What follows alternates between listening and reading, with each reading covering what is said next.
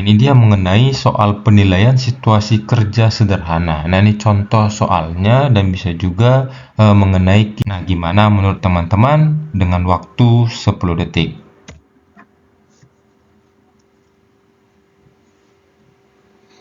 Jadi di sini diketahui langkah-langkahnya, yang ditanya adalah model PBL.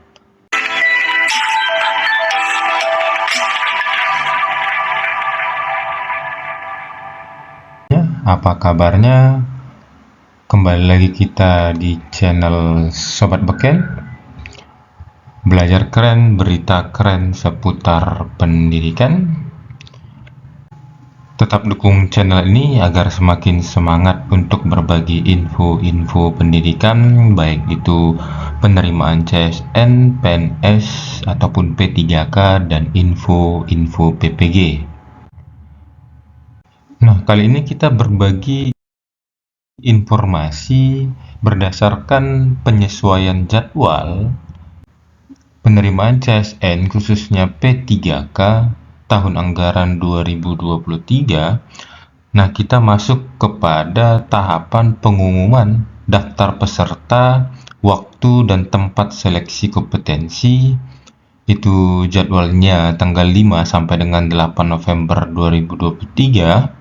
Lalu pelaksanaan seleksi kompetensi tanggal 10 November sampai dengan 4 Desember 2023. Dilanjut dengan pelaksanaan seleksi kompetensi teknis tambahan 15 November sampai dengan 6 Desember 2023. Nah, kalau kita lihat dari tampilan P3K Kemendikbudristek atau website P3K Kemendikbudristek, nah tahapannya sampai kepada ataupun sudah berubah warna sampai dengan jawab sangga, lalu dilanjut dengan pengumuman peserta sangga dan pelaksanaan seleksi kompetensi.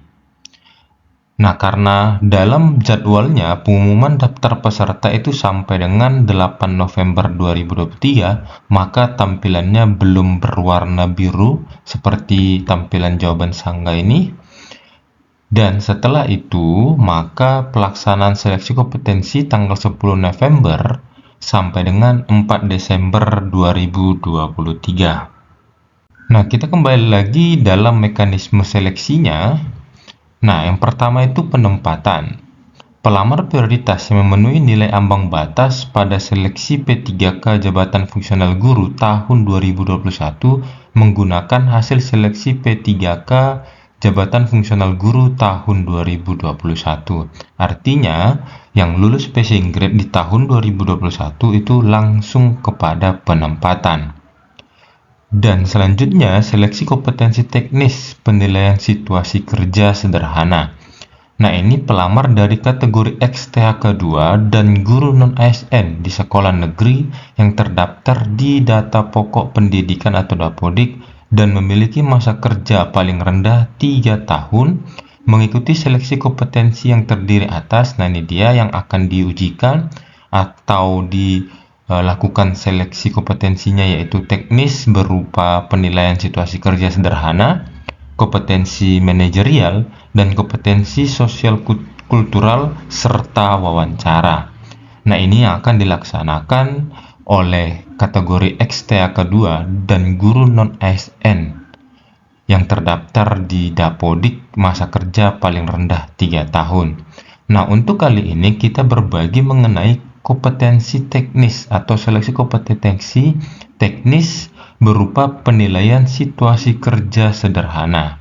Nah, contoh soalnya seperti apa? Nah, ini dia mengenai soal penilaian situasi kerja sederhana. Nah, ini contoh soalnya dan bisa juga mengenai kisi-kisi daripada penilaian situasi kerja sederhana. Yang pertama, menurut Anda, kemampuan bekerja yang tinggi diperlukan ketika. Nah, ini soalnya, menurut Anda kemampuan bekerja yang tinggi diperlukan ketika saat dalam keadaan terdesak, kapan saja saat kita bertugas, bila situasi dan kondisi memungkinkan, bila diminta oleh atasan, ketika ada imbalan setimpal. Nah, ini dia soalnya lah, Menurut Anda, kemampuan bekerja yang tinggi diperlukan ketika. Nah, oke, saya kasih waktu untuk 10 detik.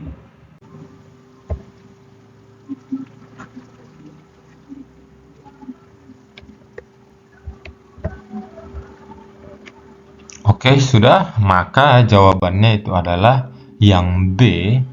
Menurut Anda, kemampuan bekerja yang tinggi diperlukan ketika kapan saja saat kita bertugas. Oke, dan di intinya dalam melakukan pekerjaan, kemampuan bekerja yang tinggi itu diperlukan kapan saja saat kita bertugas.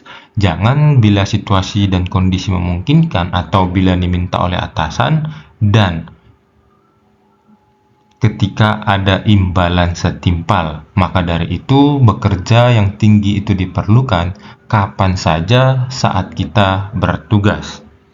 Oke, selanjutnya soal yang kedua, suatu hal saya mendapatkan tugas yang sepele, sikap saya. Oke, jadi dalam mendapatkan tugas yang sepele, maka sikap kita itu yang pertama marah karena kemampuan saya dianggap rendah, sedih karena saya merasa tidak dianggap oleh perusahaan, melimpahkan tugas tersebut pada rekan lain yang kapasitasnya lebih tepat, segera menyelesaikan tugas dengan sepenuh hati, meminta atasan untuk memberikan tugas lain yang sesuai. Oke, jadi ini intinya mendapatkan tugas yang sepele, sikap saya adalah, oke, waktunya 10 detik. Nah, di sini kita harus melihat inti dari soalnya itu adalah mendapatkan tugas yang sepele. Oke, maka jawabannya adalah yang D, segera menyelesaikan tugas dengan sepenuh hati. Oke, walaupun kita mendapatkan tugas yang sepele dari atasan kita, maka kita harus menyelesaikan tugas dengan sepenuh hati. Walaupun itu tugas yang sepele, tugas yang memberatkan. Oke, jangan kita dengan pilihan yang lain, misalnya marah, sedih, atau melimpahkan tugas tersebut pada rekan lain yang kapasitasnya lebih tepat, lalu meminta atasan untuk memberikan tugas lain yang sesuai. Jadi, yang sesuai dengan soalnya ini adalah mendapatkan tugas yang sepele, sikap kita segera menyelesaikan tugas dengan sepenuh hati. Oke, selanjutnya soalnya adalah Anda sedang mengemudi kendaraan, tiba-tiba handphone Anda berdering. Apa yang akan Anda lakukan?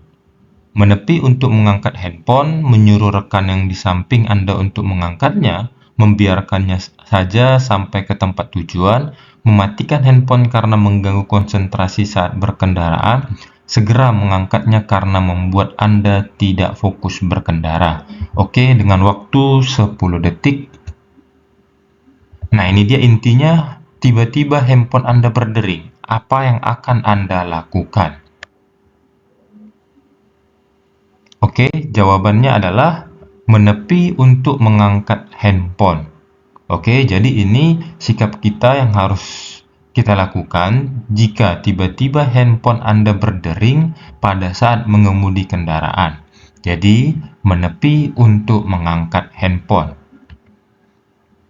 Nah, selanjutnya, apakah Anda bersedia untuk memperdebatkan sesuatu padahal kelompok Anda jelas-jelas tidak menyetujuinya?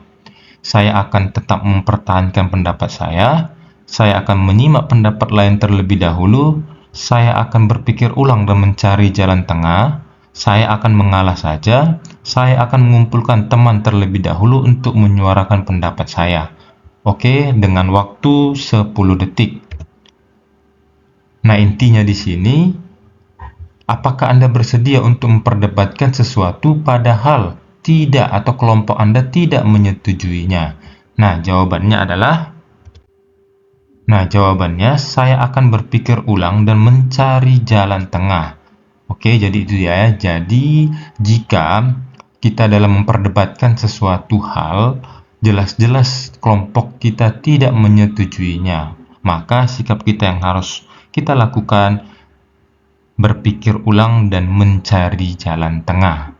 Karena Tujuan dari kelompok itu adalah untuk mencari suara terbanyak dan memecahkan suatu masalah. Jadi, kita berpikir ulang dan mencari jalan tengah. Nah, selanjutnya, dalam kaitannya dengan perubahan, saya dinilai sebagai seorang yang mudah menyesuaikan diri dengan lingkungan baru, butuh waktu untuk bergaul secara akrab dengan orang lain, mempunyai keinginan tinggi untuk mengetahui kegiatan orang lain, cenderung kurang adaptif terhadap perubahan, mempunyai pergaulan yang tidak luas di masyarakat. Oke, seperti biasa dengan waktu 10 detik. Nah, dikaitannya dengan perubahan, saya dinilai sebagai seorang yang. Oke, apa jawaban teman-teman? Nah, jawabannya adalah A. Mudah menyesuaikan diri dengan lingkungan baru. Jadi, kita diharapkan dengan perubahan. Jadi, saya dinilai sebagai seorang yang mudah menyesuaikan diri dengan lingkungan baru. Nah, kita diharapkan di sini gampang atau mudah menyesuaikan diri dengan lingkungan baru sesuai dengan perubahan yang ada. Oke, selanjutnya, demi kelancaran acara esok hari, divisi saya diminta kerja lembur. Padahal saya sudah berjanji untuk mengantar ibu saya ke dokter. Yang seharusnya saya lakukan adalah pulang dan teman-teman tidak mengetahuinya, pulang lebih cepat dengan pura-pura sakit, mencoba menghubungi ibu saya dan mengatakan saya akan sedikit terlambat, lembur sampai pekerjaan selesai, meminta izin kepada atasan untuk mengantar ibu saya sebentar, lalu kembali kerja. Oke, gimana jawaban teman-teman? Waktunya 10 detik. Nah, di sini awalnya kita sudah berjanji untuk mengantar ibu saya, akan tetapi divisi meminta kita kerja lembur. Maka yang harus kita lakukan adalah, nah, apa jawabannya? Meminta izin kepada atasan untuk mengantar ibu saya sebentar lalu kembali kerja. Nah, ini adalah jawaban yang lebih tepat, meminta izin dahulu agar mengantar ibu lalu kembali kerja untuk lembur. Oke, jadi itu jawaban yang lebih tepat. Nah, selanjutnya, perhatikan langkah-langkah kegiatan pembelajaran yang masih acak berikut ini. Yang pertama, mengorganisasi siswa dalam belajar, orientasi siswa pada masalah, membimbing penyelidikan siswa secara mandiri atau kelompok, mengembangkan dan menyajikan hasil karya. Jika langkah-langkah tersebut disusun mengikuti urutan model pembelajaran problem-based learning, urutan langkah yang tepat adalah, oke, jadi intinya di sini urutan model pembelajaran problem-based learning atau PBL. Yang pertama 1, 2, 3, 4, 1, 3, 2, 4, 2, 3, 1, 4, 3, 2, 1, 4, dan yang terakhir 2, 3, 1, 4. Nah, ini dia teman-temannya, intinya model pembelajaran problem-based learning atau PBL. Nah, gimana menurut teman-teman dengan waktu 10 detik?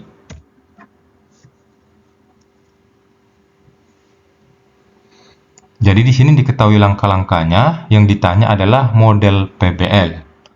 Oke, sudah dapat?